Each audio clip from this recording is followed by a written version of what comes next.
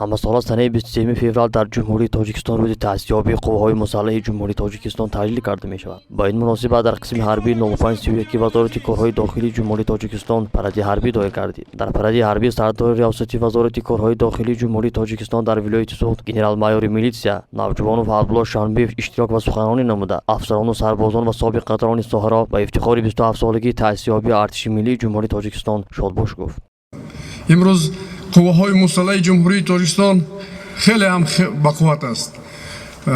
خیلی که همه ما میدونیم اساساً از سال 92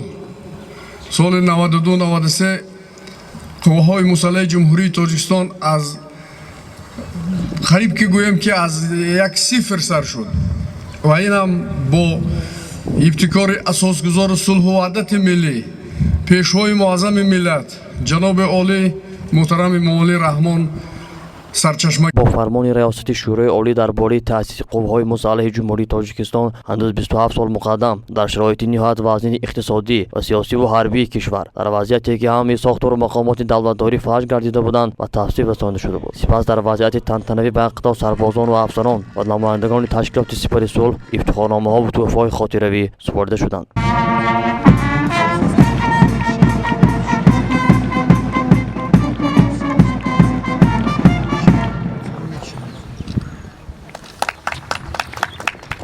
و وطن و پرزیدنت خود صادقانه خدمت میکنم.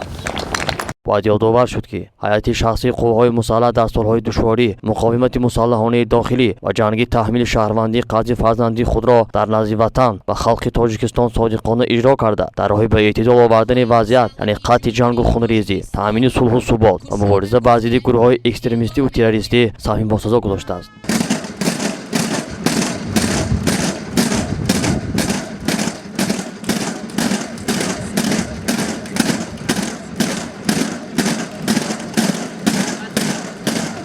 هرچند که ارتش ملی ما در وضعیت بسیار وزین سیاسی و اقتصادی کشور تأسیس داده شد ولی در نتیجه تدبیرهای منتظم اندیشیده حکومت مملکت مرحله به مرحله استوار و قوی‌تر گردیده امروز با کادرهای دانش و ملکه بلند کسبی تکنیک و تجهیزات معاصر تامین میباشد و نیروی منتظم دوز اتامهای زمانوی که آن زاده استقلالیت دولتی است تبدیل یافت. امروز ساکنان مملکت در سیمای قواهای مسلح محافظ خود را دیدند آن را سپری با احتمال میدانند.